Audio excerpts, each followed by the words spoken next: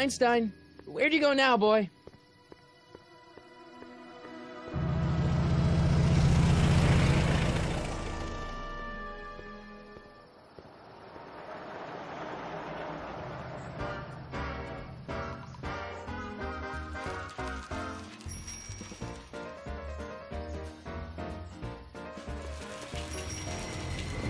It was quite a time back then.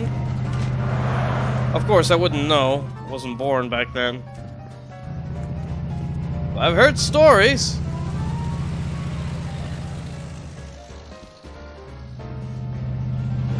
Whoa! And again, notice all the similarities to the other films. I love this!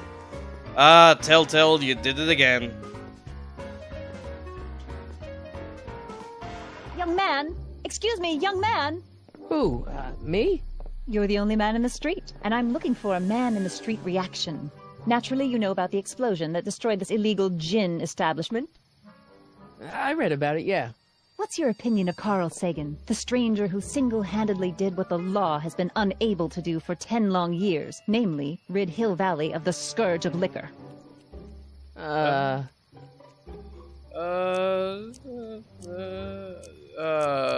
Supporter? You can mark me down as a supporter. The young man said, flashing a boyish yet virile grin. Hill Valley needs more upstanding youths like yourself. Do you have a message for the vicious gangsters who still roam these streets, no doubt plotting to corrupt our citizens with another den of booze, sin, and debauchery? No. No, not really. That's the spirit. Destroy them with indifference. If we refuse to patronize their establishments and glorify their wicked exploits, they'll soon be exposed for the pathetic wretches they are. May I get your name? Yeah, it's... I'm,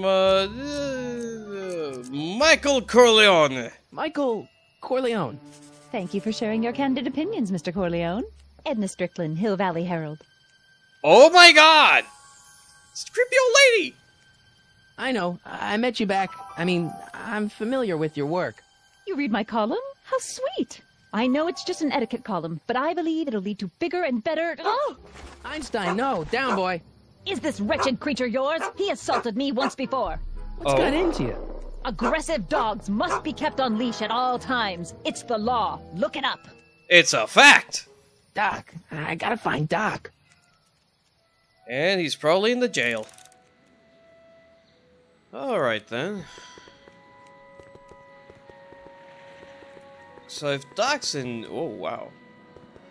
I guess this is where the speakeasy burned down. How'd Doc ever get mixed up in that?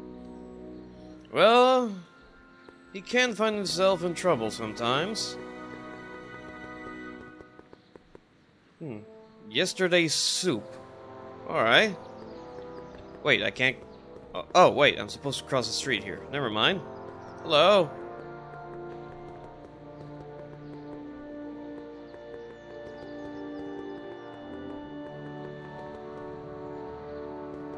Alright, time to visit Doc. Who are you and what do you want? Can I talk to, Carl Sagan? Are you his lawyer? No. Then scram. Well, so much for that. Oh! Well, that's convenient. Doc! Marty, Doc! what are you doing here? You sent for me, Doc. I did? When? May 14th, 1986. 1980? The automatic retrieval system. Of course. I'd almost forgotten about that. So what's our plan for getting you out of here? Plan? We don't need a plan. We don't. Not in the slightest. The police picked me up for that speakeasy fire a couple of weeks ago, but the DA hasn't got a case. They're releasing me tomorrow morning.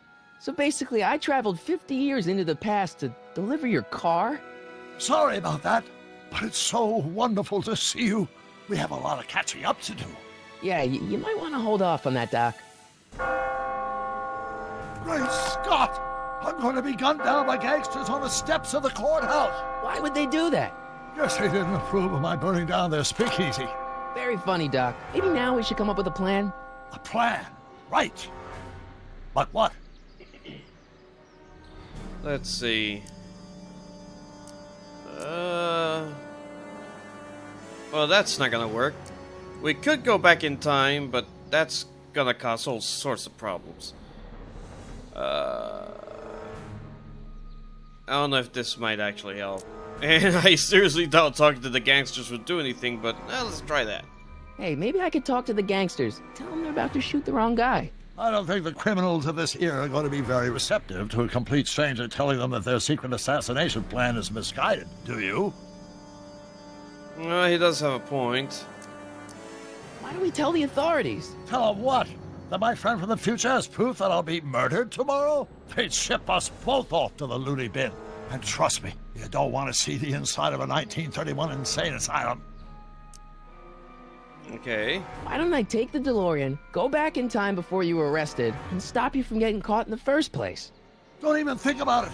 Without my unjust incarceration, the events that sent you into the past might never happen, resulting in a paradox of continuum shattering proportions.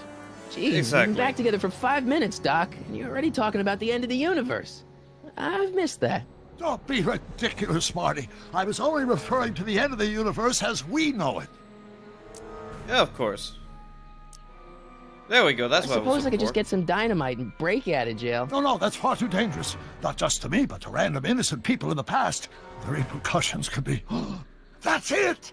What's it? My rocket-powered drill. You have a rocket-powered drill? Not yet. I haven't built it yet. You've lost me, Doc. Right. Listen, a few months ago, my 17-year-old self sent in a patent application for a rocket-powered drill. I abandoned the project after I never heard back from the patent office, but the prototype should be nearly complete. Great, I'll just run back to your lab and... No, I said nearly complete. You'll need me to help you finish it. How the hell am I supposed to sneak a half-finished rocket-powered drill into your cell? Not me. 1931 me. Wait a minute, Doc. You want me to convince your 1931 self to build a rocket-powered drill to break you out of jail? Precisely. Of course. Yeah, where is he? Okay, let's say I go along with this crazy idea. Where can I find you? I mean, the other you. How should I know? It was over 50 years ago. Why don't you go over to the soup kitchen next door and give my house a call? They'll know where to find me. Soup kitchen. Got it. Just stay away from the soup. It'll cause irreparable damage to your digestive system. Yeah, just minding my own business, just standing here. Okay, there we go. I guess I better get started. Don't worry, Doc. I'll get you out of here in no time. I'm not worried. Once you and my younger self put your heads together, you'll be unstoppable. Okay, so we're off to meet a young Doc. Now, where can I find a phone? Oh, right, they said soup kitchen, right? Alright.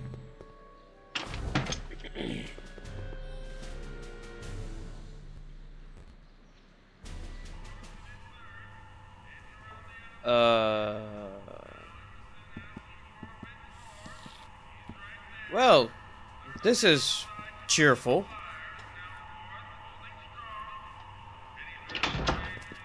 Whoa. Fly. Biff? Kid. Grandpa? That's Mr. Tannen to you, Artie. What are you doing out here? Well, I was getting kind of hungry, so I figured I'd come down here for some free soup. Just thought I'd come down for some soup. Think, McFly. The DA's throwing around subpoenas like Babe Ruth. I don't think Ruth's a pitcher anymore. Shut it. If one of those subpoenas landed in the hands of my number cruncher, I'd be in a whole lot of trouble. I could even get sent up the river. You wouldn't want that, would you? Maybe. Would you? No, of course not, kid. All right. That's better. What are you looking at, punk? Keep your eyes on the soup, kid. Well, Well, what? what are you still doing here?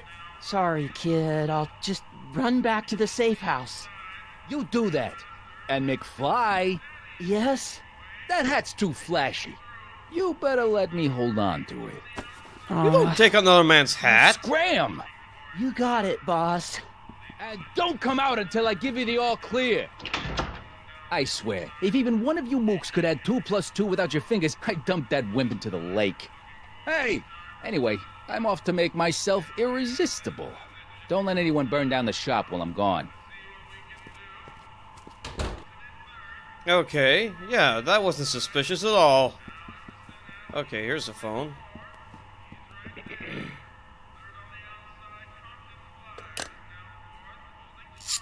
Old-timey phone. Brown residence? Hi. A butler. Do you know where I could find Emmett Brown? Young Master Brown is currently tending to his clerking duties at the courthouse. Who may I say is calling? The courthouse? Doc never told me he worked at the courthouse. He's a clerk? Okay, that's kind of odd. Alright, let's get over to the courthouse then.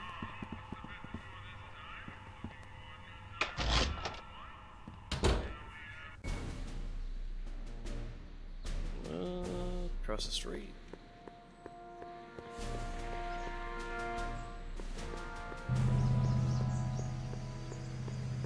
Oh, gazebo. Nope, nope. There we go.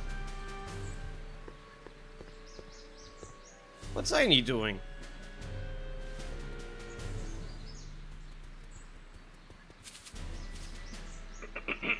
Hey, how you doing, Aini? Oh, just... Okay, being a dog then. Alright. Let's cross the street again.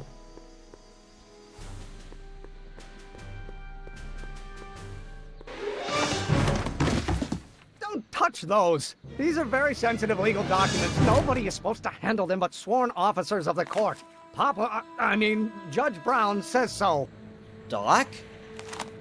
Judge Brown? Doc. Nice to meet you. I'm Michael, Corleone. Emmett Brown. But I am a law clerk, not a doctor. Now please get out of my way.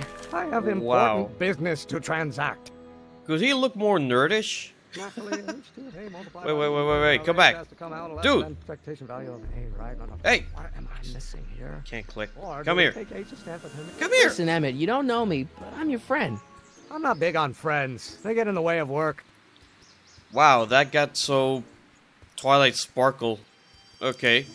Yeah, I hear you're working on a rocket drill. Listen, I understand you're working on a new invention in your lab. Invention? You must have me mixed up with somebody else. I'm in law. I have absolutely no interest in science. It's Newton. But how many what? are required to maintain a constant That's mass not right. Come on, wait up a minute. You again? Can't you see I'm busy?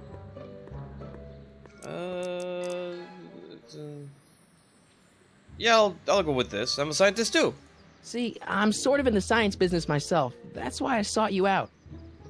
Not that I care in the least, because science is the furthest thing from my own area of interest, which is law, but I don't believe you.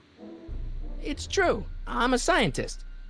So tell me something, Mr. Scientist, from your vast storehouse of scientific knowledge.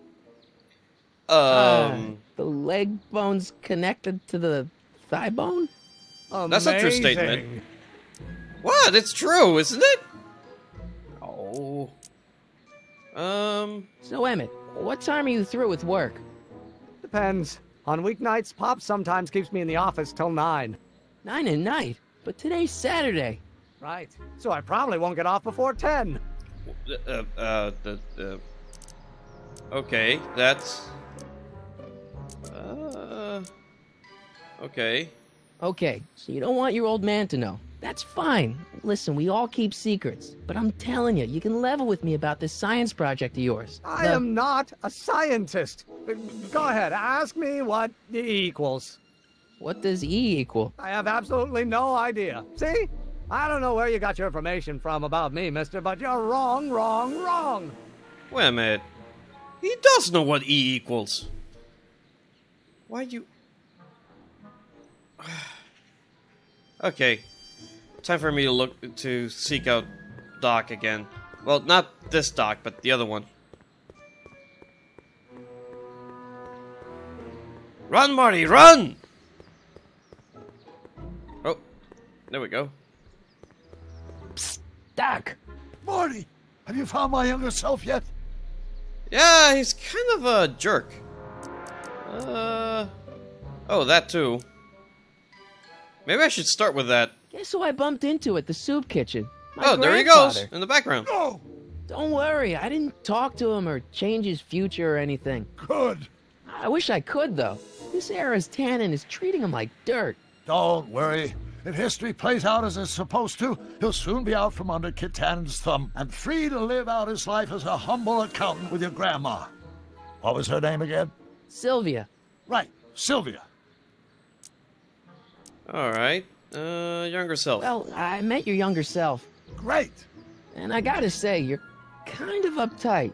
What? You won't even talk to me. I find that hard to believe. Tell me what happened.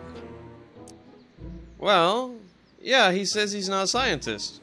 I tried asking him about your rocket drill, but he says he's not a scientist. What? What? Father.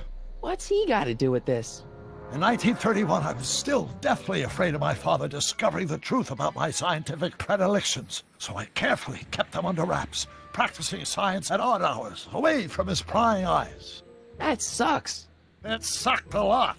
Fortunately, I eventually stood up to him, but right now, my younger self probably thinks you've been sent by my father to check up on me.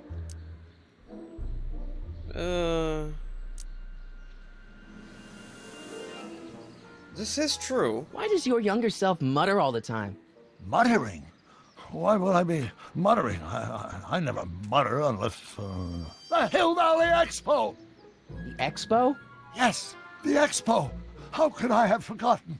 In a few months, the younger me will put on a demonstration at the Hill Valley Exposition, my first public foray into the world of science. Everyone in town will be there, including a number of noted inventors who shaped my career. So, it was a big success? No, it was a miserable failure, but it was a spectacularly miserable failure. Okay. One which marked my transition from an amateur garage scientist into a professional seeker of truth. Okay. How can I get him to trust me? What do I do to convince Teen Doc that I'm not a spy? I'm not sure. Wait a minute, I have an idea. Let's talk about your younger self's problems later. Okay, but don't forget, we're on a bit of a deadline here. Yeah, this won't take long. Let's see, first of all, do I still have... Yes! The tape recorder. Marty? Okay. Not exactly what I was hoping for, but this'll do. Now to find young Emmett. There it comes. Let's see. Use the recorder and use it on him. Don't think, Emmett, think. H to the A multiplied by the inverse of A. H to the A multiplied by the inverse of A.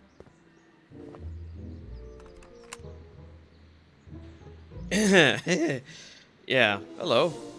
Inverse of its derivative of the speed relative to the speed. Okay, whatever. Now, if I could just figure out what the hell that means, maybe I can get some progress here. Hey, Doc! This is what you were telling yourself.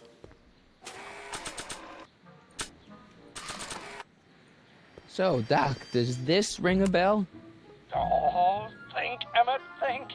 H to the A multiplied by the inverse of A. H to the A multiplied by the inverse of A. Good grief! Is that me? I sound so... Young? I was gonna say intense. Oh. I forgot how wound up I used to get. Yeah, but what are you muttering about? Oh, that's easy. It's Ivanov's conundrum. Just tell my younger self that H equals the Hamiltonian operator. Won't giving him the answer mess up the time stream? Only if it turns out that reality is actually nothing more than a holographic illusion created by the interplay of subatomic particles on a vast two-dimensional membrane. Well, that makes sense. It'll be fine. Alrighty. Let's go find Doc again. The young one. Where is he? Oh, there he is! Phew, lots of running here. Let's see here. Or do we take... Will you just give me a chance? Harassment's a federal crime, Mr. Corleone. Yeah. Interesting. Maybe H equals the Hamiltonian operator. What did you just say? I said maybe H equals the... Hamiltonian operator? Yeah. Great Scott! If h is a Hamiltonian, then h to the a multiplied by the inverse of h can only be the same as the expectation value for a. That's it! That's the solution to Ivanov's conundrum, the problem I've been wrestling with in my head all week! Okay. I'm sure you would have figured it out by yourself in a day or two. The way you figured out how to build that rocket-powered drill. Where did you learn so much about science?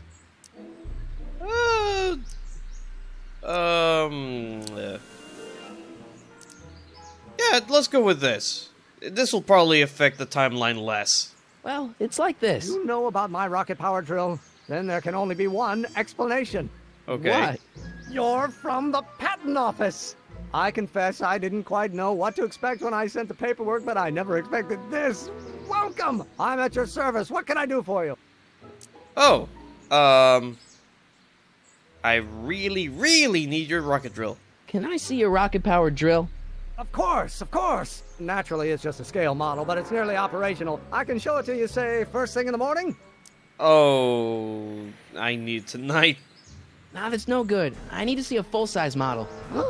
That's fully operational. Tonight.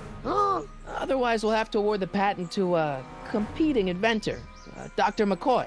It can't be done! I mean, it might be possible to construct a full-size working model in that time frame, but I haven't got the main ingredient for the fuel. I'll get it for you. What is it? 190 proof grain alcohol. And you Whoa. know how difficult it is to get a hold of alcohol these days. Especially now that someone's blown up the speakeasy. And besides, there's no way I can get off work until I've delivered the subpoena. It's part of the investigation into the business affairs of Kid Tannen. Is it vitally important you see that rocket-powered drill today? Yes. Is it vitally important you deliver that subpoena today? Yes! Listen, I'll help you deliver it, and I'll see to it you get the alcohol you need. It'll help you get that drill finished by tonight. Deal? Deal. Here's the subpoena. I've got to subpoena my grandpa? Oh boy. It's Kid Tannen. Hey, I just saw him at the soup kitchen yelling at Arthur McFly. I'm not surprised. Arthur does the books for his business. What kind of business? That's what the DA is trying to find out. Let's go talk to him. No! Why not? Kid Tannen can tell us where Arthur's hiding. Yeah, well, he can also have us fitted for a Chicago overcoat. Oh boy.